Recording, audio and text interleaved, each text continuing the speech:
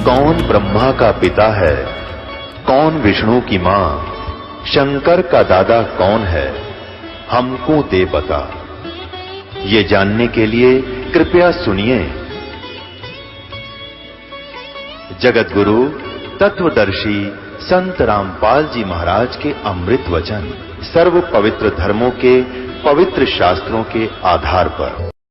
यही शिव यानी काल भगवान अपने महाशिव रूप में रहकर वे अपने सारे अंग में भस्म रमाए रहते हैं। उन काल रूपी ब्रह्म ने, अब देखो युग काल रूपी ब्रह्म, ये ब्रह्म की ही व्याख्या सारी, इसी को महाशिव, सदाशिव, महाब्रह्मा, महाविष्णु नाम से कहा गया है। इन पुराणों का प्रारंभ यहां से होता है, फिर आगे चल के त्रिलोकीय ब्रह्मा विष्णु में इसकी उत्पत्ति इसी ब्रह्म से होती है। उन काल रूपी ब्रह्म ने एक ही समय शक्ति के साथ शिवलोक नामक क्षेत्र का निर्माण किया था। उस उत्तम क्षेत्र को काशी कहते हैं, जो ब्रह्मलोक में है। वह परम निर्वाण का या मोक्ष स्थान है, जो सबके ऊपर विराजमान है। वे प्रिया प्रियतम रूप शक्ति और शिव जो परमानंद स्वरूप है, उस मनोरम क्षेत्र में नित्य निवास करते हैं। ये ब्रह्म काल और या पार्वती यानी महापार्वती प्रकृति काशीपुरी परमानंद रूपणी है। मुने शिव और शिवा ने प्रलय काल में भी कभी उस क्षेत्र को अपने सानिध्य से मुक्त नहीं किया है, इसलिए विद्वान पुरुष उसे अविमुक्त क्षेत्र के नाम से जानते हैं। इसलिए पिनाकधारी शिव ने पहले उसका नाम आनंद रखा था, उसके बाद वह अविमुक्त नाम से प्रसिद्ध हुआ। देव से एक समय उस आनंद वन में रमण करते हुए यानी पति पत्नी का व्यवहार करते हुए शिवा और शिव के शिवा यानी प्रकृति देवी और शिव ये काल भगवान के मन में यह इच्छा हुई कि किसी दूसरे पुरुष की सृष्टि करनी चाहिए, जिस पर यह सृष्टि संचालन का महान भार रखकर हम दोनों केवल काशी में रहकर इच्छा अनुसार विचरे और निर्वाण धारण करें। वही पुरुष हमारे अनुग्रह से सदा सबकी सृष्टि करे, पालन करे और वही अंत में सबका संहार करे। अब आगे देखिए,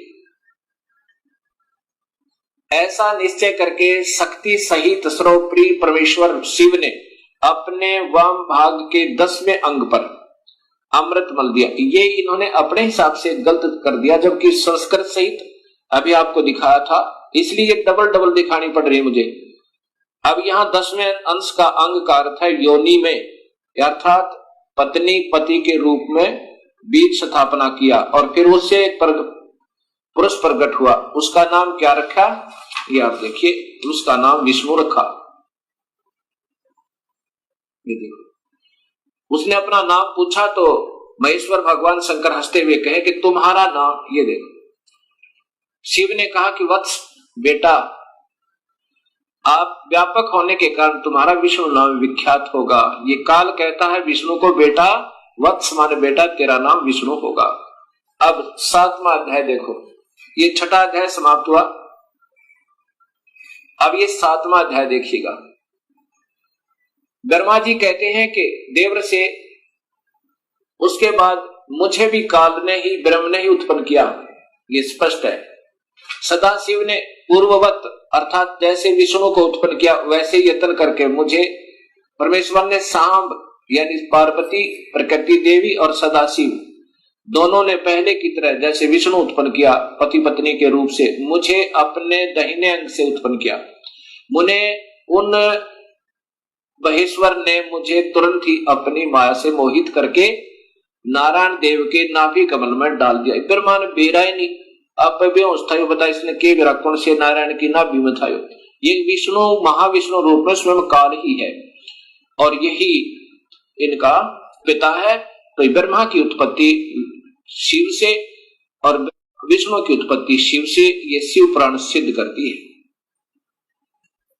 इसी गीता प्रेस गोरखपुर से प्रकाशित शिव महापुराण में आप देखिएगा, तीनों ब्रह्मा विष्णु महेश को गुण युक्त बताया है। ये 10वां अध्याय, ये देखिएगा। ये 9वां अध्याय समाप्त हुआ और ये 10वां अध्याय प्रारंभ हुआ। परमेश्वर शिव बोले, उत्तम व्रत का पालन करने वाले हरे विष्णु को आदेश दे रहे हैं, अब तुम मेरी दूसरी आज्ञा सुनो। ये काल है महाशिव, अब तुम मेरी दूसरी आज्ञा सुनो, उसका पालन करने से तुम सदा समस्त लोकों में माननीय और पूजनीय बने रहोगे। ब्रह्मा जी के द्वारा रचे गए लोक में जब कोई दुख या संकट उत्पन्न होगा तब उन संपूर्ण दुखों का नाश करने के लिए सदा तत्पर रहना। तुम्हारे संपूर्ण दुस्सह कार्यों में मैं तुम्हारी सहायता करूंगा। अर्थात विष्णु संपूर्ण शक्तिशाली नहीं है, ये काल कहता है कि मैं तुम्हारी मदद करूंगा। तुम्हारे जो दुर्जय अत्यंत उत्कृष्ट शत्रु होंगे उन सबको मैं मार गिराऊंगा। अर्थात विष्णु भी संपूर्ण शक्ति युक्त नहीं है। शिव जी उनको आदेश दे रहा है, तुम नाना प्रकार के अवतार धारण करके लोक में अपनी उत्तम कीर्ति का विस्तार करो, सबके उद्धार के लिए तत्पर हो। तुम रुद्र के ध्येय हो और रुद्र तुम्हारे ध्येय है। अर्थात तुम तीनों मिलकर काम करो। तुम में और रुद्र में कुछ भी अंतर नहीं है। अर्थात दो तो है ही है, एक रुद्र है एक विष्णु है। अब देखो रुद्र आ गया ना, शिव, ये शिव है और ये विष्णु है, जिसको दोनों का आदेश दिया है। जो मनुष्य रुद्र का रूप भक्त होकर तुम्हारी निंदा करेगा उसका सारा सद्गुण और उसका सारा पुण्य तत्काल भस्म हो जाएगा।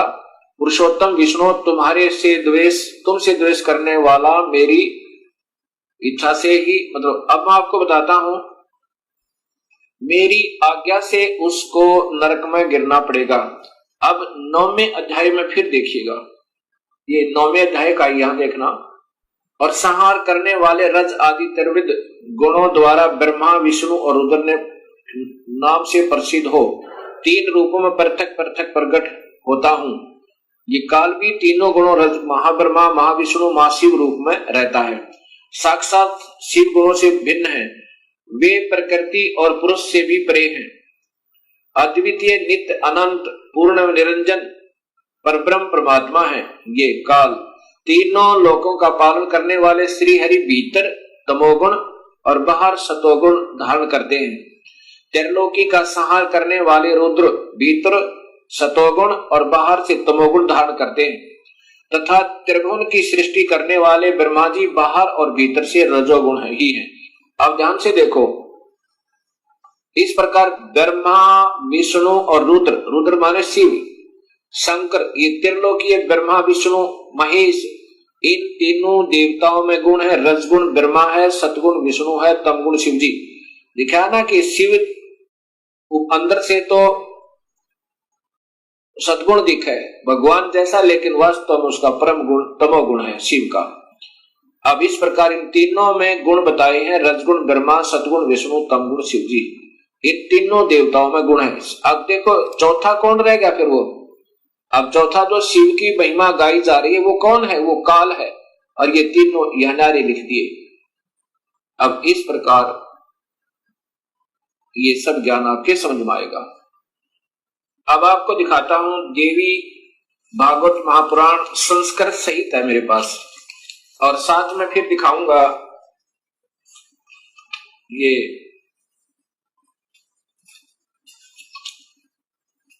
गीता प्रेस गोरखपुर से प्रकाशित ये देवी भागवतम सभाष्टिकम।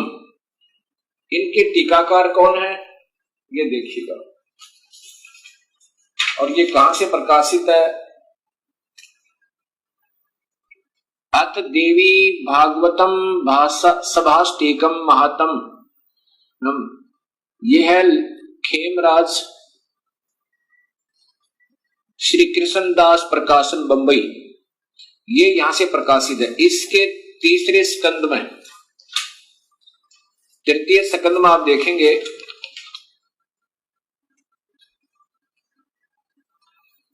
अथ श्री देवी भागवते भाषा टीका युक्त तृतीय स्कंद प्रारंभ थे। ये तीसरे स्कंद में अब ये दिखाना चाहता हूं कि स्वयं ब्रह्मा विष्णु महेश ये तीनों गुण युक्त हैं। यही तीनों गुण है क्या लिखा है ये देखिए, शिव जी कह रहे हैं, हे माता, यदि हमारे ऊपर सदा आप दया युक्त हो तो हमको तमोगुण में, मुझे तमोगुण में किस प्रकार प्रदान किया, मैं तुम गुण क्यों बनाया, कैसे बनाया, और ब्रह्मा रजगुण और विष्णु सतगुण, हरि सतगुण किस प्रकार बनाया, ये नीचे है युक्त किए। फिर देखें ये तीसरे स्कंद में है, हे माता, शिव जी कह रहे हैं, रुद्र कह रहे हैं, यदि हमारे ऊपर सदा आप दयायुक्त हो तो हमको तमोगुण में किस प्रकार प्रदान किया, मैं इसे राक्षस कर्म में क्यों लगाया, ब्रह्मा रजोगुण और हरि सतगुण युक्त किए। अब बताओ, अब देखो तुम्हारे तीनों गुण सर्जन पालन संहार स्थित है, यही काल का जाल है और इस माया से इसको अपने पुत्रों को भी भ्रमित रखता है। अब देखिएगा ये देवी भागवत महापुराण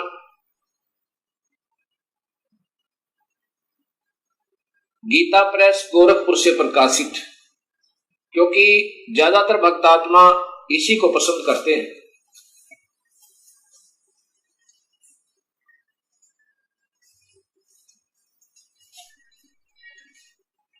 ये सचित्र मोटा टाइप श्री देवी भागवत केवल हिंदी, पहले संस्कृत सहित आपको दिखाई थी, अब ये देखना गीता प्रेस गोरखपुर से प्रकाशित, और इनके टीकाकार कौन है ये आप देखिएगा।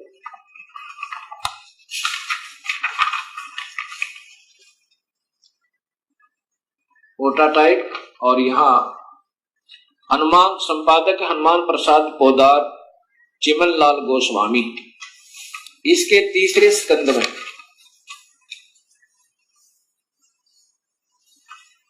ये देखिएगा, देवी भागवत तीसरा स्कंद, इसमें जन्मेजय ने पूछा, आपने अंबा यज्ञ द्वारा परम पवित्र नवरात्र व्रत करके उसके द्वारा देवी के आराधन करने की आज्ञा दी है, अतः वे कौन देवी हैं, कैसे और सब प्रकट हुई, उदाहरणे का क्या उद्देश्य है। अब ये जन्मेजय पूछ रहे हैं व्यास जी से, और व्यास जी बता रहे हैं कि यही प्रश्न मेरे मन में आया था, मैंने नारद जी से पूछा था, तो नारद जी ने फिर बताया।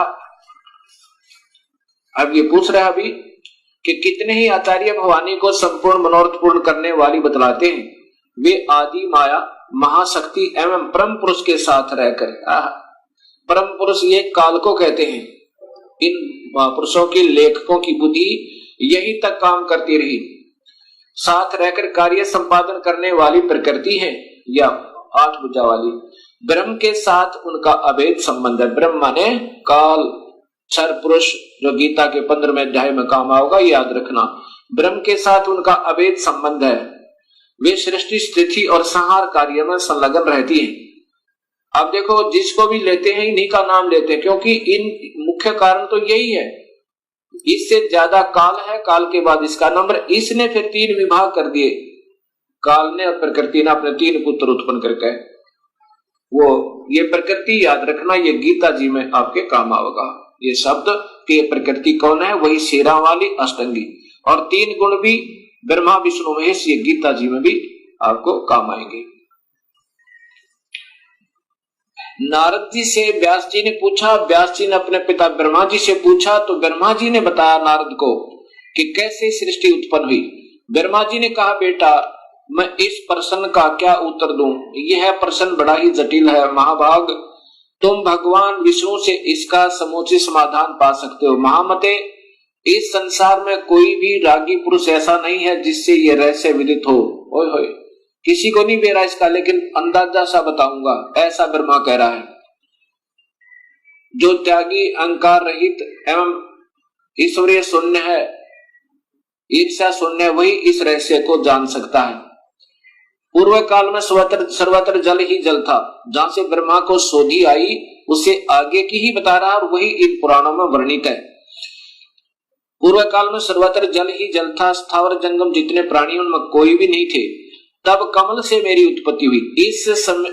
उस समय मुझे सूर्य, चंद्रमा, वृक्ष तथा पर्वत कोई भी दृष्टि गोचर नहीं हो रहे थे।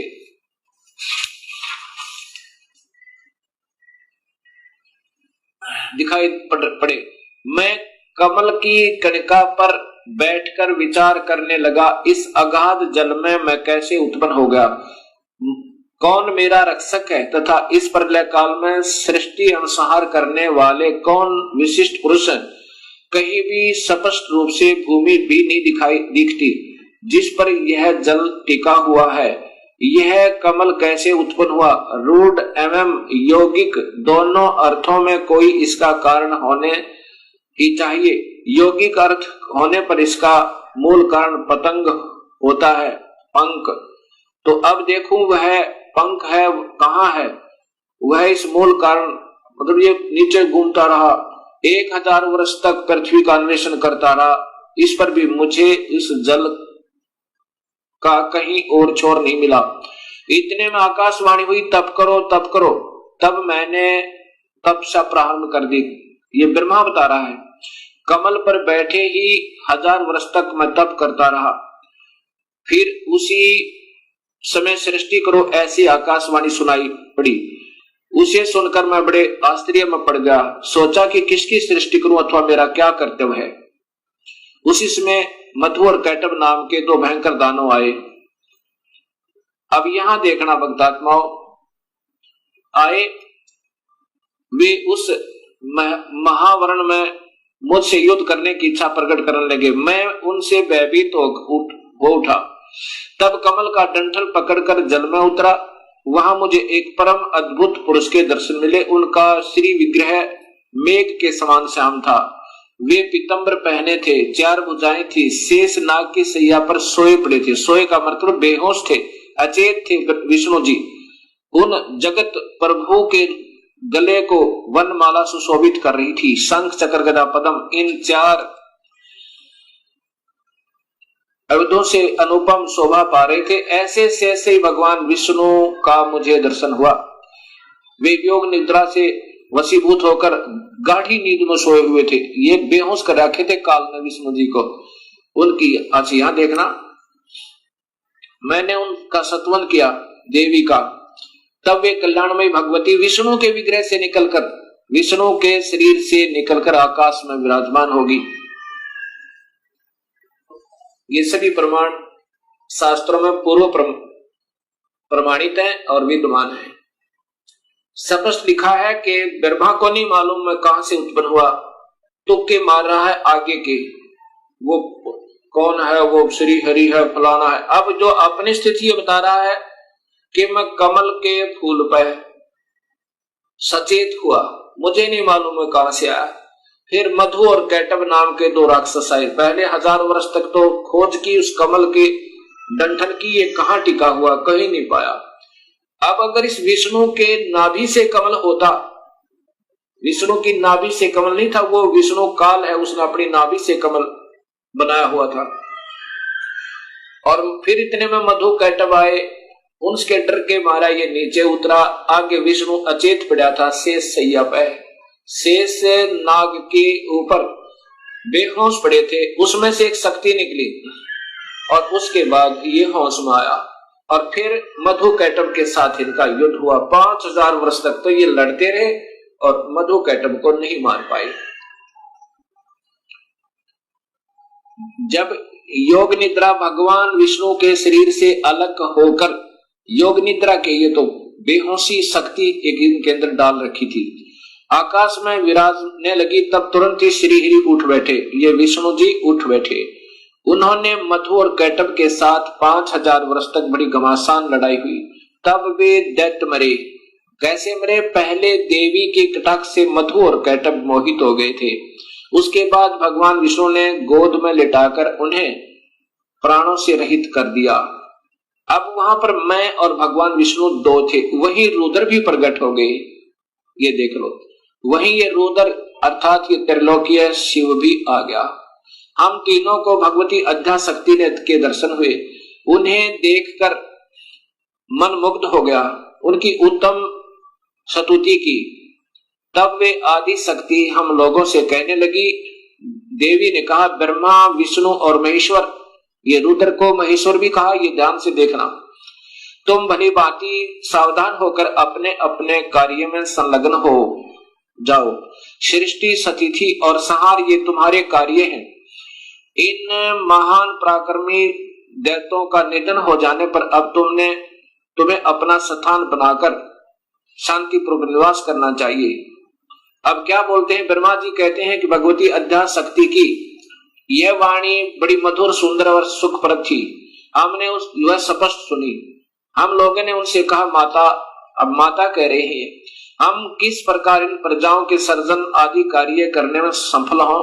विस्तृत भूमि का अभाव है, सभी स्थान जल मगन है, पंचभूत कुछ भी नहीं है। अब क्या कहती है फिर ये माई ने आगे कहा,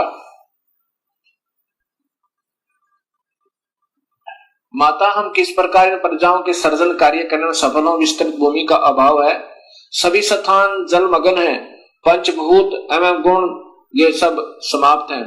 पंचभूत एवं गुण तन्मात्र इंद्रियां चाहिए, परंतु उनका भी अभाव है। हमारी बात सुनकर उन कल्याण स्वरूपिणी भगवती का मुखमंडल मुस्कान से भर गया।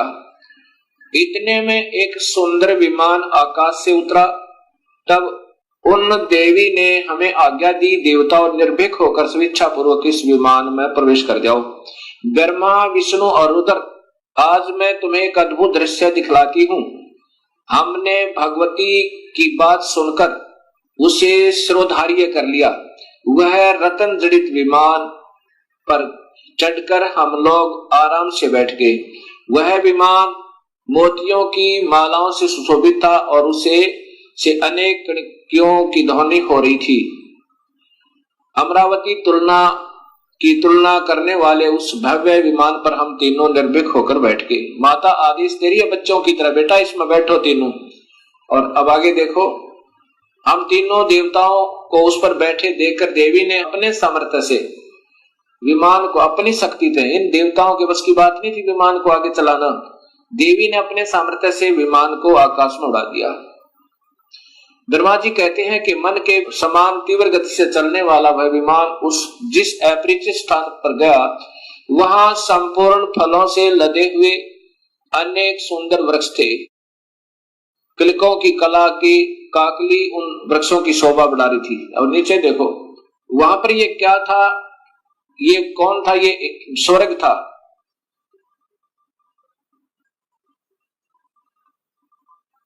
अक्षण भर के बाद वह दूसरे सुंदर प्रदेश में पहुंच गया। वहां हमने देखा अनुपम नंदन वन, पराजित सघन छा। ये कौन थी, ये सैकड़ों प्रायोग सुगंधर्व आदि ये सब ये देखा। तो वहां महाभाग इंद्र भी थे। ये महास्वर्ग ब्रह्मलोक में काल ने एक और बना रखा है, उसको ये ओम नाम के जाप करने वाले योगी इस महास्वर्ग में पहुंच जाते हैं। इस देवी भागवत महापुराण को आगे समझने से पहले हमने इस ब्रह्मांड का चित्र देखना होगा। इसके बाद आपके तुरंत समझ में आएगा। ये एक ब्रह्मांड का चित्र आप देखिएगा। ये स्थान है ब्रह्मलोक। ये जो स्थान है ये ब्रह्मलोक कहलाता है। ये एक ब्रह्मांड है। पहले ये देखिएगा, इसमें यही काल तीन रूपों में रहता है। ये महाविष्णु रूप में, और ये महाशिव रूप में, और यहाँ महाब्रह्मा रूप में, और यहाँ पर ये शेरा वाली प्रकृति देवी भी रहती है। ये इसका भी एक कोने में अलग स्थान है इसी ब्रह्मलोक में। और यहीं पर एक स्वर्ग लोक बना रखा है, इंद्र का लोक, अलग इंद्र जो है इस स्थान पर सबसे पहले एक कोने में। ये बहुत लंबा चौड़ा है। और यहाँ पर आते हैं ये ब्रह्मा विष्णु महेश, और ये पहले ब्रह्मा लोक में आते हैं। पहले ब्रह्मा को देखता है, ब्रह्मा दूसरा नजर आता है, फिर इधर फिर विष्णु के लोक में आते हैं, फिर माया के पास आते हैं। ये अभी देव भागवत महापुराण आपको आगे सिद्ध करेगी। असीम कृपा प्रभु की हुई है भक्तात्माओं अपने ऊपर कि ये शास्त्रों में छुपी हुई सच्चाई समाज के सामने आ रही है और इसी की तलाश करके योग जन वेदों का अध्ययन कर मर गए, क्योंकि उनको सूक्ष्म वेद का ज्ञान नहीं था और सूक्ष्म वेद के ज्ञान बिना ये बात समझ में नहीं आ सकती। ये स्वयं कबीर परमेश्वर ने ही स्वयं आकर अपनी वाणी, साधारण वाणी के द्वारा सरल भाषा में इस वेदों का भी और गीता जी का एक सत्य ज्ञान दिया था, लेकिन वो साधारण भाषा होने के कारण हम उसको यकीन नहीं कर पाए उन पर। अब इंद्र महा स्वर्ग से आगे यानी इंद्र के लोक से आगे ब्रह्म लोक की तरफ प्रस्थान किया। इतने में हमारा विमान तेजी से चल पड़ा और दिव्य धाम ब्रह्मलोक में जा पहुंचा। संपूर्ण देवता उस नगर के सामने मस्तक झुकाया करते थे। वहां एक दूसरे ब्रह्मा विराजमान थे। उन्हें देखकर भगवान शंकर और विष्णु को बड़ा आश्चर्य हुआ। अब यहां देखना है कि दूसरा ब्रह्मा भी विराजमान थे वहां पर, और ये दास सिद्ध करना चाहता है आपको कि वो कौन है, आगे देखिएगा। इतने में मन के समान तीव्र गति से वह विमान तुरंत वहां से चल पड़ा और कैलाश के सुर में शिखर पर पहुंचा। वहां क्या देखा कि हमने विमान के पहुंचते एक भव्य भवन से त्रिनेत्र धारी भगवान शंकर निकले। एक शंकर और निकला। वे नंदी वृषभ पर बैठे थे। उनके 5 मुख थे और 10 भुजाएं थी। मस्तक पर चंद्रमा आदि थे। उसके बाद आगे देखो, अक्षण भर के बाद वही विमान उस शिखर से विपौन के समान तेज चाल से उड़ा और बैकुंठ लोक में पहुंचा। उसी ब्रह्म लोक में एक विष्णु लोक बना रखा काल ने। ये देखो नीचे कि वहां पर कमल लोचन श्री हरि विराजमान थे। कमल लोचन श्री हरि विराजमान थे, अर्थात एक विष्णु और वहां पर था। अब ये तीनों देवता विमान में बैठे हुए जा रहे हैं और दूर से देख रहे हैं, एक ब्रह्मा और है, एक विष्णु और है, एक शिव और है। उसके बाद कहते हैं कि ब्रह्मा जी बता रहे हैं कि हमारा विमान बहुत तेज गति से चला और कहां पहुंचा, जहां पर एक बहुत सुंदर औरत बैठी थी और उसको देख करके हमने सोचा कि ये कौन है, ये देवी कौन है।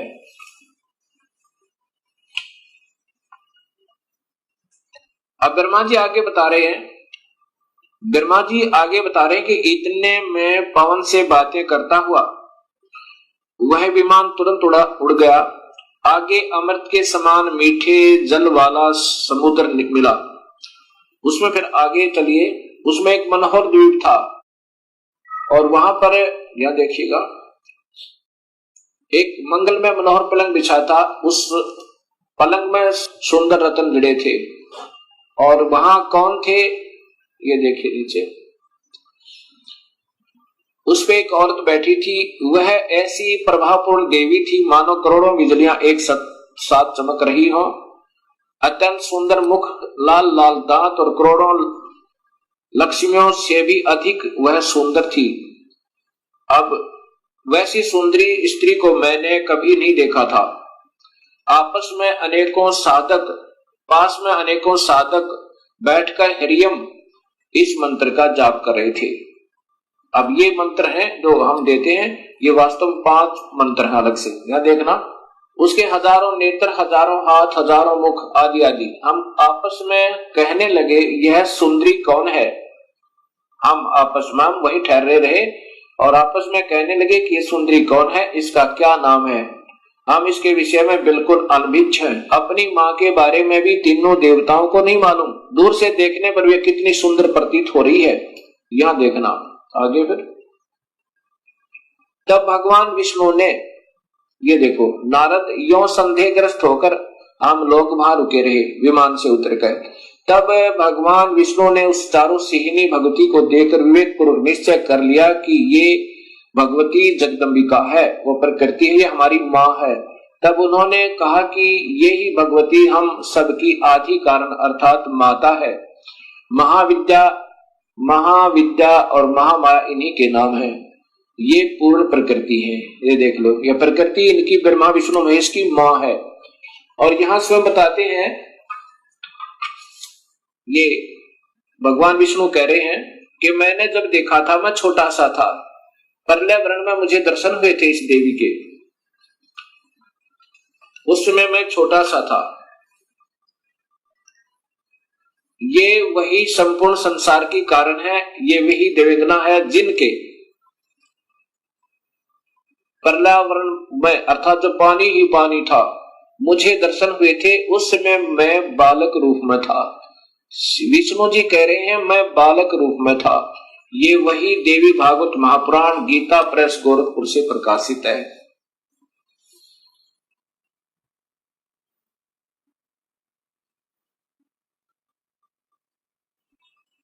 भक्तात्मा, अभी तक हमारे अधूरे गुरु, जब हम उनसे प्रश्न किया करते थे कि ब्रह्मा विष्णु महेश के माता पिता कौन है, वो कहा करते ये तो अजर है, अमर है, इनके कोई माता पिता नहीं है, ये तो अजन्मा है। और ये स्वयं देवी भागवत महापुराण में स्वीकार करते हैं कि हम तो जन्म मरण में है, मैं ब्रह्मा विष्णु और रुद्र, हम तो जन्म मरण में है, तुम ही नित्य हो, तुम ही अविनाशी हो, हम अविनाशी नहीं है। अब देखिएगा आपके सामने से प्रकाशित तीसरा स्कंध ही चल रहा है, यहां ये चल रहा है तीसरा स्कंध। अब ये पढ़ते पढ़ते हमारे यहाँ पर तुम शुद्ध स्वरूपा हो, ये संसार तुम्हारे से ही उत्सित हो रहा है। मैं ब्रह्मा और शंकर, विष्णु स्वयं कह रहा है मैं ब्रह्मा और शंकर हम सभी तुम्हारी कृपा से विद्यमान है। हमारा आविर्भाव और तिरोभाव हुआ करता है। आविर्भाव मान जन्म और तिरोभाव मान मृत्यु। हम तो मृत्यु और जन्म में हैं, ये ध्यान से देखो। और केवल तुम ही नेता हो, जगत जननी हो, प्रकृति और सनातनी देवी हो। ये फिर देखना भक्तात्माओं, विष्णु जी कह रहे हैं मैं विष्णु ब्रह्मा और शंकर हम सभी तुम्हारी कृपा से विद्यमान हैं। हमारा आविर्भाव और तिरोभाव हुआ करता है। आविर्भाव माने जन्म, तिरोभाव माने मृत्यु। केवल तुम ही नेता हो, जगत जननी हो, प्रकृति और सनातनी देवी हो। ये प्रकृति शब्द आपको गीता में काम आएगा जब ये दास आपको बताएगा कि ब्रह्म और प्रकृति से तीनों गुणों की उत्पत्ति हुई। ब्रह्मा विष्णु महेश की, रजगुण ब्रह्मा, सदगुण विष्णु, तमगुण शिव जी की। ये वही देवी भागवत महापुराण है, गीता प्रेस गोरखपुर से प्रकाशित। यहां देखो, श्री भगवान शंकर बोले देवी यदि महाभाग विष्णु तुम्ही से प्रकट हुए हैं तो उनके बाद उत्पन्न होने वाले ब्रह्मा भी तुम्हारे ही बालक हुए। और फिर मैं तमोगुणी लीला करने वाला शंकर भी तुम्हारी संतान हुआ। अब दोनों बात से दोगी भगवत आत्माओं। विष्णु भी प्रकृति से उत्पन्न हुआ, ब्रह्मा भी, और शिव ये तमोगुण शिव। अब वहां देखना, रजगुण ब्रह्मा, सदगुण विष्णु, तमगुण शिव जी बताएगा दास आपको। मैं तमोगुण लीला करने वाला शंकर भी तुम्हारी संतान हुआ, अर्थात मुझे भी उत्पन्न करने वाली तुम ही हो। अब ये ध्यान से पढ़ो भक्तात्मा, ये वही देवी भागवत महापुराण गीता प्रेस गोरखपुर से प्रकाशित।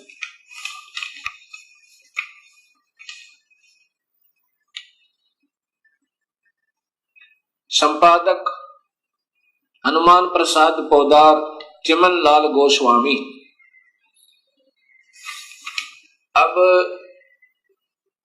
आपके सामने ये स्पष्ट हुआ कि ये प्रकृति देवी और ये ब्रह्म काल, इनसे ब्रह्मा विष्णु और शिव की उत्पत्ति हुई। और जिनको हम अजर और अमर कहा करते थे वो हमारे ही शास्त्रों में प्रमाणित है कि ये अनित्य है, ये तो नाशवान और जन्म और मरण के अंदर है। अब इन बातों का ज्ञान होने से ही हमें स्पष्ट ज्ञान होगा कि पूर्ण परमात्मा कौन है। अब उसके बाद क्या होता है, काल ने ब्रह्म ने कहा था कि जब ये बच्चे सियाने हो जाएं, इन तीनों को सागर मंथन पर भेज देना और वहां पर जो वस्तु निकले इनको देना। सबसे पहले अब देवी ने क्या किया कि तुम तीनों अब विमान पर बैठो और जाओ अपने अपने स्थान पर, ये विमान तुम्हें वहां छोड़ देगा। ब्रह्मा को ब्रह्मालोक में, जैसा भी आपने ब्रह्मांड का चित्र देखा था, अलग से ब्रह्मालोक, विष्णुलोक, शिवलोक बने हुए हैं। इस ब्रह्मांड में ये पहले ही रचित है और इनको ऐसे ही एक बहुत लंबे चौड़े समुद्र पर, जल के समुद्र पर वहां अपनी शक्ति से रखा हुआ था। किनको? ब्रह्मा, विष्णु, महेश को। तब ये तीनों अपने अपने लोक में पहुंचे। फिर आदेश हुआ प्रकृति देवी का कि तुम तीनों अब सागर मंथन करो। तीनों ने मिलकर सागर मंथन किया। इस ब्रह्म भगवान ने, काल भगवान ने पहले ही समुद्र के अंदर एक कूर्म का रूप धारण करके अपने ऊपर सुमेरु पर्वत को टिका लिया और उसमें इन जाकर तीनों ने शेष नाग के उसे रस्से थे उसका मंथन किया, ऐसे जैसे पहले पुराने समय में दूध रिड़कते थे ऐसे। उसमें से वेद निकले। वेदों को ब्रह्मा ने पढ़ा और वेदों में पाया कि पूर्ण परमात्मा कोई और है जिसने सृष्टि रची हुई है, वही जग का करता है, उसकी उपासना करनी चाहिए, वो आकार में है। उससे पहले ये तीनों बालक अपनी मां से पूछा करते थे कि मां हमारा पिता कौन है। तब ये प्रकृति देवी कहा करती थी कि तुम्हारा कोई पिता नहीं, कोई तुम्हारी मां नहीं, मैं ही तुम्हारा पिता और मैं ही तुम्हारी मां हूं। क्योंकि काल भगवान ने, ब्रह्म ने, उस महाब्रह्मा, महाविष्णु, महाशिव रूप में रहने वाले उस गुप्त काल ने प्रकृति देवी को सख्त आदेश दिए थे कि मेरा भेद मत बताना, और बता भी देगी तो मैं किसी भी योग विधि से, किसी वेद विधि से नहीं प्राप्त हो सकता। मैं किसी को आकार रूप में कभी दर्शन नहीं दूंगा, अपने वास्तविक स्वरूप में कभी दर्शन नहीं दूंगा, अर्थात मेरे लोक में ये कोई नहीं आ सकता। तो प्रकृति देवी इसलिए कहा करती थी कि बेटा तुम्हारा कोई बाप नहीं, कोई मां नहीं, मैं ही तुम्हारा पिता, मैं ही तुम्हारी मां हूं। जब ब्रह्मा ने पढ़ा कि वेदों में लिखा है कि परमात्मा कोई और है, सृष्टि रचनहार, और उसको पाया जा सकता है ओम नाम के जाप तय, ऐसा उसने सोचा कि ओम का नाम लिखा है और ध्यान लगाऊंगा, मेडिटेशन को अधिक करूंगा, प्रभु प्राप्ति होगी। तब ब्रह्मा ने कहा कि मां आप कहा करती थी कि हमारा कोई पिता नहीं, वेदों में लिखा है कि परमात्मा आकार में है और वही पूर्ण परमात्मा ही सारी सृष्टि का रचनहार है। उसके पाने का ओ मंत्र भी लिखा है, यही मंत्र है जो उसको पाने का ऐसा ही होगा। ऐसा विचार करके ब्रह्मा ने कहा कि मैं पिता के दर्शन करूंगा। माई ने कहा कि बेटा वो तुम्हें कभी दर्शन नहीं देगा, तुम्हारा पिता। ब्रह्मा ने कहा कि मां अब आपकी बातों पर विश्वास नहीं होता, मैं पिता की तलाश करूंगा, अर्थात परमेश्वर को ढूंढूंगा। माई ने कहा कि यदि तुम्हें पिता नहीं मिला तो क्या करेगा? ब्रह्मा ने कहा कि मैं फिर वापस नहीं आऊंगा, दर्शन नहीं दूंगा आपको।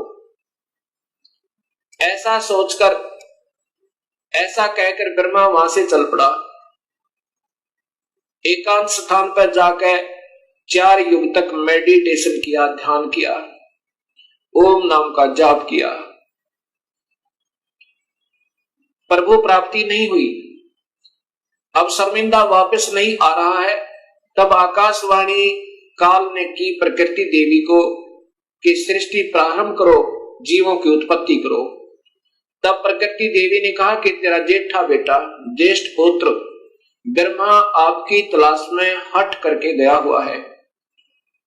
तब निरंजन ने कहा कि मैं कभी किसी को किसी भी वेद विधि वर्णित विधि से कोई दर्शन नहीं दूंगा, मेरी प्राप्ति नहीं हो सकती, उसको वापस बुलाओ।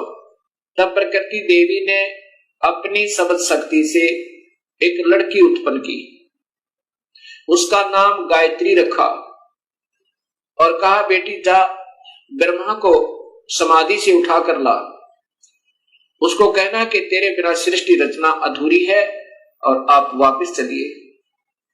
अब वो गायत्री देवी जब वहां पहुंची ब्रह्मा के पास, ब्रह्मा के चरण छुए, ब्रह्मा का ध्यान भंग हुआ। तब उसने देखा कि सामने एक लड़की खड़ी है। ब्रह्मा गुस्से में आकर कहता है कि तूने मेरा तप भंग कर दिया, तू कौन पापचारिणी आ गई, मैं तुझे श्राप देता हूं। तब उस गायत्री ने कहा कि पहले मेरी बात सुन लो और फिर मेरा दोष हो तो मुझे श्राप देना। मुझे मां ने भेजा है आपको लिवा लाने के लिए, आपके बिना सृष्टि रचना प्रारंभ नहीं हो रही, जीवों की उत्पत्ति नहीं हो रही और आप वापस चलिए। तब ब्रह्मा जी ने कहा कि गायत्री कैसे चलूं मैं मां के पास, मुझे शर्म लगती है, पिता के दर्शन हुए नहीं और मैं कहकर आया था कि मां यदि पिता के दर्शन नहीं हुए तो मैं वापस नहीं आऊंगा, दर्शन नहीं दूंगा। ब्रह्मा ने कहा गायत्री से कि यदि तू मेरी झूठी गवाही देवे तो मैं चलूं कि पिता के दर्शन अर्थात प्रभु की प्राप्ति हो गई। गायत्री ने कहा कि एक और गवाह तैयार करते हैं। गायत्री ने अपनी सब शक्ति से एक और लड़की उत्पन्न की, उसका नाम पहुपवती रखा। दोनों ने ब्रह्मा की झूठी गवाही देने की स्वीकृति दे दी। तीनों के तीनों माता के पास प्रकृति देवी के पास आ गए। प्रकृति देवी ने पूछा कि ब्रह्मा तुझे पिता के दर्शन हुए? ब्रह्मा ने कहा हाँ मां मुझे पिता के दर्शन हुए। तो देवी ने पूछा कैसे प्रमाणित हुआ है? ब्रह्मा ने कहा कि दोनों से पूछ लो, इनके सामने मुझे दर्शन देकर के पिताजी गए हैं। तब उन दोनों से पूछा, प्रकृति देवी ने, गायत्री और पहुपवती ने स्वीकृति दी और कहा कि हाँ हमारे सामने ब्रह्मा को दर्शन दिए, पिता ने दर्शन दिए। बड़ा तेजो में शरीर था, ऐसे तुक्के मारे। तब प्रकृति देवी के मन में ये आया कि ये काल दोगला है, ये ब्रह्म तो दोगली बात कर रहा है। मेरे को कहता है मैं कभी किसी को दर्शन नहीं दूंगा, मैं कभी व्यक्त रूप में प्रकट नहीं होऊंगा और गुप्त रूप में सर्व कार्य करता रहूंगा, और इनको दर्शन दे दिए। ऐसा सोचकर अक्षुब्ध होकर नाराज होकर दूर जा बैठी और कहती है कि मैं नहीं तेरे इस कार्य को कर सकती, संभाल अपने डमडमे ने। मुझे कुछ कहता है और इनको दर्शन दे दिए हैं। तब आकाशवाणी काल भगवान ने क्षर पुरुष ने की कि प्रकृति देवी ये झूठ बोल रहे हैं, मैंने कोई दर्शन नहीं दिया। तब वो करड़ी होकर गुस्से में होकर और आई और कहा कि नादानो तुम झूठ बोल रहे हो, आकाशवाणी हुई है परमात्मा की। वो कहता है कि मैंने कोई दर्शन नहीं दिए। तब वो हंसने लगे और ब्रह्मा ने कहा कि मां मुझे शर्म आ रही थी आपके पास आने में, क्योंकि पिता के दर्शन हुए नहीं थे और मैं उस समय ये कहकर गया था कि मैं आऊंगा नहीं यदि पिता के दर्शन नहीं हुए तो, इसलिए हमने ये झूठ बोलने की स्कीम बनाई। तब प्रकृति देवी ने, इस शेरा वाली दुर्गा ने तीनों को श्राप दे दिया, ब्रह्मा तेरी पूजा जग में नहीं होगी और तेरे ही वेदों के पढ़ने वाले तेरे वंशज तेरे ही तरह सच्चाई नहीं कहा करेंगे। विद्वान जो हो जाएंगे उनको सही ज्ञान तो होगा नहीं, लेकिन झूठ बोलने पर तुले रहा करेंगे और सत्य ज्ञान ना होते हुए भी वो ज्ञान प्रचार करते रहेंगे और दुनिया को गुमराह किया करेंगे। पर उसको गायत्री को श्राप दिया कि तू गाय बनेगी, तेरे कई पति होंगे जैसे सांड, और पहुपति को श्राप दिया कि तू गंदी स्थान पर उत्पन्न होने वाली जड़ी बूटी बनेगी। जब तीनों को श्राप प्रकृति दे चुकी, तब काल भगवान ने आकाशवाणी की, उस प्रकृति देवी को ही सुनाई दी वो, कि तूने ये अच्छा नहीं किया दुर्गा, इनको श्राप नहीं देना था, तू संविधान को अपने हाथ में नहीं ले सकती, ये सब मेरा कार्य है, अब मैं तुझे श्राप देता हूं, तू भी द्वापर युग में द्रौपदी बनकर जाएगी, तेरे 5 पति होंगे। ऐसा श्राप पाकर के प्रकृति कहने लगी, निरंजन तेरे वश होगी, मैं अपने पिता से, अपने मूल मालिक से बिछुड़ गई, अब तू कुछ भी नाच नचा दे, यदि मैं इन बच्चों को नहीं डांटूंगी, नहीं धमकाऊंगी, तो ये कैसे कार्य सुचारू करेंगे, और मैंने इनको थोड़ा सा सजा दी तो तूने मुझे सजा दे दी, ठीक है नचा ले नाच जैसे तू नचाना चाहता है। उसके बाद प्रकृति देवी विष्णु के पास गई, विष्णु के लोक में, विष्णु से कहा कि बेटा तू भी अपने पिता की खोज कर ले, कहीं फिर बाद में समाधि लगाकर बैठो और सृष्टि रचना में भंग होवे। विष्णु जी अपने पिता ज्योत निरंजन काल भगवान की तलाश में चल पड़े। कहां पहुंचे? शेषनाग के लोक में पहुंचे, और शेषनाग ने जब देखा कि तेरी जुरिडिक्शन में यहां सबने अपनी अपनी सीमाएं बांट रखी हैं, कुत्ते ने अपनी बांट रखी है, राजाओं ने अपनी बांट रखी है, भैंसे ने अपनी बांट रखी है, कि जो भी उस सीमा में आ जाए उसके साथ लड़ मरे कट जाए, और 2 दिन के मेहमान से भी। ऐसे ही शेषनाग ने जब देखा कि तेरी जुरिडिक्शन में, तेरे राज्य की सीमा में ये कौन बेधड़क व्यक्ति आ रहा है, इसको कोई डर नहीं तेरा, ऐसे ही अपने 1000 फनों से शेषनाग ने बहुत जोर से पुंकारा छोड़ा, विष्णु को भयभीत और सतर्क करने के लिए कि सावधान हो जा, तू कैसे निर्भीक होकर आ रहा है। ऐसे उस जहर का फुंकारा जैसे स्प्रे पेंट होया करे, ऐसे विष्णु जी का शरीर काला बन गया, जैसे धुंध हो जाकर उसके अंदर विष्णु छुप गया। शेषनाग के विष के फवारे तक विष्णु जी का शरीर विग्रह काला हो गया, सांवला हो गया। जब विष्णु जी ने देखा कि इस नादान कीड़े ने, इस नादान सर्प ने ये क्या जुल्म किया, मैंने इसका क्या बिगाड़ा था, मैंने तो इसको कुछ कहा भी नहीं था, इसने ऐसे मेरा स्वरूप बिगाड़ दिया, अब इसको ठीक करता हूं, इसको गढ़ता हूं। ऐसा सोचकर उस नाग को समाप्त करने के लिए विष्णु आगे बढ़ने लगा। उसी समय आकाशवाणी हुई ज्योत निरंजन की, काल की, कि विष्णु अब इसको कुछ मत कहे शेषनाग को, अगर ऐसे तुम लड़ने मरने लगे तो सृष्टि कैसे प्रारंभ होगी, अब इसको कुछ मत कहे, द्वापर युग में ये काली देह में हो जाएगा, जन्म लेगा, इसका अवतार होगा, और तय उस समय कृष्ण बनकर जाएगा, उस समय इससे अपना बदला ले लेना। अब तो वापस जा और अपनी मां को स्पष्ट बता दे, झूठ मत बोलना, मैं कभी किसी को दर्शन नहीं दूंगा और ना ही मेरे कोई दर्शन कर सकता, किसी भी वेदों वर्णित विधि से, यज्ञ से, तप से, जप से नहीं कर सकता। यदि झूठ बोलेगा तो तेरा हाल भी ब्रह्मा जैसा हो जाएगा, वापस जा। ऐसा सोचकर, ऐसी आकाशवाणी सुनकर विष्णु जी वापस चल पड़े, मां के पास आए। माता ने पूछा, क्यों पुत्र, पिता के दर्शन हुए? विष्णु जी ने कहा, नहीं मां, मुझे दर्शन नहीं हुए। इस बात को सुनकर ये जगदम्बिका दुर्गा बड़ी प्रसन्न हुई और विष्णु को सीने से लगाया और कहा, पुत्र तू सत्यवादी होगा और तुझे मैं यहाँ पालन पोषण और स्थिति का विभाग देती हूँ, और अब मैं तुझे अपनी कृपा से तेरे पिता के दर्शन कराती हूँ। देख शरीर में ध्यान लगाकर और पहुंच जा सहस्रार कमल में। सहस्रार कमल में जो ज्योत प्रकाश दिखाई दे रहा है वो 1000 ज्योतियां, बस ये तेरे पिता का स्वरूप है, ये ज्योत स्वरूपी निरंजन है। ऐसे इन सबको बहका रखा है। विष्णु जी अपने पिता के प्रकाश रूप में दर्शन करके बड़ा प्रसन्न हुआ।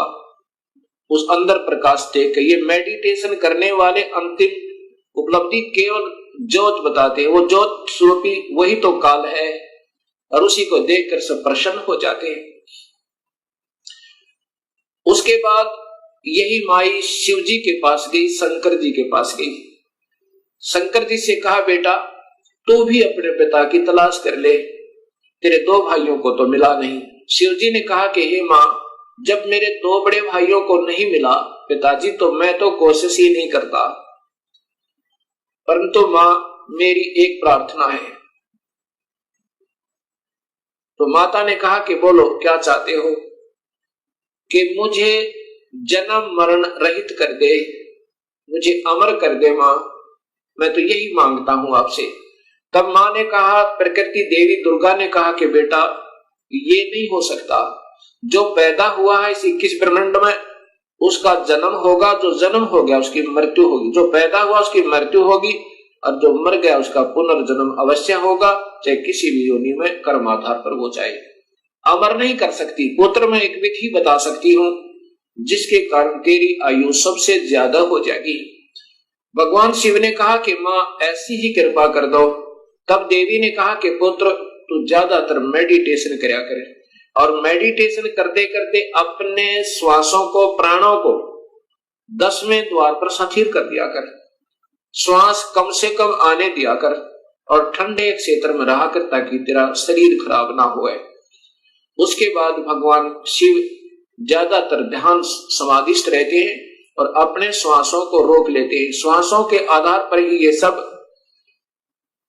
प्राणियों की आयु निर्धारित है। उसके बाद फिर इन तीनों से कहा कि तुम जाओ सागर मंथन करो। पहले माई ने कहा कि तुम मेरे से सृष्टि रचना करो, मुझे ही पत्नी बनाकर तुम तीनों यहाँ के सृष्टि रचना करो।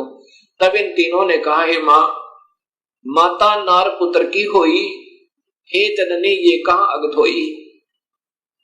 तब माँ ने कहा कि बेटा मैं तुम्हारी परीक्षा ले रही थी और ये देख रही थी तुम भी अपने पिता की तरह ही ऐसे हो या तुम्हारे अंदर कोई विवेक है। ठीक है, तुम जाओ फिर सागर मंथन करो। अब दूसरी बार फिर सागर मंथन किया। जब सागर मंथन किया उसमें 3 रूप माई नहीं अपने बनाए इस दुर्गा ने। ये सिद्धि होती है, एक सिद्धि वो चोलेदार है, चोले माने शरीर। 3 रूप बनाए और 3 लड़कियों के रूप में बाहर आई। वो तीनों के तीनों ब्रह्मा विष्णु महेश एक एक लड़की को लेकर के, तीनों लड़कियों को लेकर के माँ के पास आए। माता ने पूछा कि पहले कौन सी निकली थी? कि ये, उसका नाम सावित्री रखा, वो ब्रह्मा से व्याधी। दूसरी का नाम लक्ष्मी रखा, वो विष्णु से व्याधी। और तीसरी का नाम उमा रखा, वो शिव से शादी कर दी। और तीनों से कहा कि अपनी अपनी पत्नियों को लेकर अपने अपने लोक में जाओ और अब ये सृष्टि प्रारंभ करो। यहां से ये काल सृष्टि प्रारंभ हुई। अब इसी का प्रमाण आपको देवी भागवत महापुराण में देता हूं, तीनों की शादी का। अब देखिएगा, वही श्रीमद देवी भागवत महापुराण केवल हिंदी, गीता प्रेस गोरखपुर से प्रकाशित, और इसी का वही 3रा स्कंद चल रहा है। इसमें देखिएगा यहां पर, इस प्रकार मुझसे आज्ञा देकर प्रसन्न वदना भगवती जगदम्बा ने भगवान विष्णु से कहा, विष्णु मन को मुग्ध करने वाली इस महालक्ष्मी को लेकर अब तुम भी पधारो। महालक्ष्मी से ब्याह कर दिया, यह सदा तुम्हारे वक्षस्थल में विराजमान रहेगी, इसमें किंचित मात्र संदेह नहीं। और फिर बताया कि तुम सतोगुण हो, तुम एक महान पुरुष हो, तुम्हारे पास सतोगुण की प्रधानता रहनी चाहिए, तुम अर्थात तुम सतोगुण हो। अब फिर आगे देखिए, ब्रह्मा जी कहते हैं, देवी ने कहा, शंकर मन को मुग्ध करने वाली महाकाली गौरी नाम से विख्यात ये उमा है, तुम इसे पत्नी रूप से स्वीकार करो। तीनों का ब्याह कर दिया। कैलाश की रचना करने के वहीं रहो, एक यहां नकली कैलाश और बना रखा है इस शिवलोक में। तुम्हारी लीला में तमोगुण की प्रधानता रहेगी, सतोगुण रजगुण गौण रहेंगे, ये गुप्त रहेंगे, वास्तव में तुम तमोगुण है। अच्छा, फिर आगे देखना, यहां फिर कहा है, ब्रह्मा जी बोले, कहते हैं कि इस प्रकार कहकर भगवती जगदम्बिका ने हमें विदा कर दिया। उन्होंने शुद्ध आचार वाली शक्तियों में से भगवान विष्णु के लिए महालक्ष्मी को, शंकर के लिए महाकाली को, मेरे लिए महासरस्वती अर्थात सावित्री को पत्नी बनाने की आज्ञा दे दी। अब तीनों का ब्याह कर दिया। दूसरे स्थानों पर हम तीनों की पुरुष रूप से प्रतिष्ठा हुई, ये फिर हम भगवान बन गए तीन लोग के। अब ये ऐसे काल सृष्टि प्रारंभ हुई। अब इसी का प्रमाण आपको गीता जी में देता हूं। अब देखिएगा,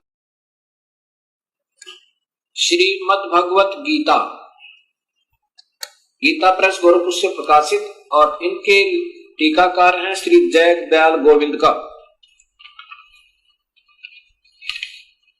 श्री जय दयाल गोविंद का। और ये सबसे पहले अध्याय नंबर 14 का प्रथम श्लोक सुनिए इन्हीं की भाषा में। वैसे तो इन महापुरुषों को विशेष ज्ञान नहीं था, कोशिश की इन्होंने सरलार्थ करने की ढंग से, परंतु सूक्ष्म वेद का ज्ञान न होने से अधूरा पुधूरा ही किया। फिर भी जहां तक इनकी बुद्धि काम की, उन्हीं के आधार पर बताता हूं कि ज्ञानों में भी अति उत्तम परम ज्ञान को फिर कहूंगा, जिसको जानकर सब मुनिजन संसार से परम कर मुक्त होकर परम सिद्धि को प्राप्त हो गए। कि अब ये ज्ञान समझ में आ गया ना कि काल कौन है।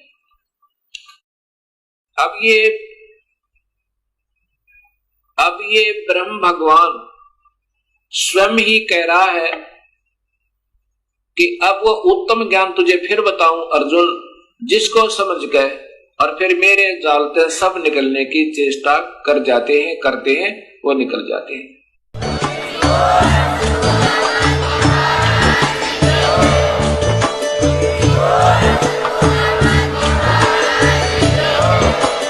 आप सुन रहे थे जगत गुरु तत्वदर्शी संत रामपाल जी महाराज जी के मंगल प्रवचन। अधिक जानकारी के लिए विजिट कीजिए हमारी वेबसाइट www.jagatgururampalji.org। संत रामपाल जी महाराज जी के शुभ आशीर्वाद से पूरे विश्व भर में 500 से भी ज्यादा नाम दीक्षा केंद्र हैं, जिन पर संत रामपाल जी महाराज जी द्वारा ऑनलाइन निशुल्क नाम दीक्षा दी जा रही है। अपने नजदीकी नाम दीक्षा केंद्र का पता करने के लिए संपर्क करें 8222880541।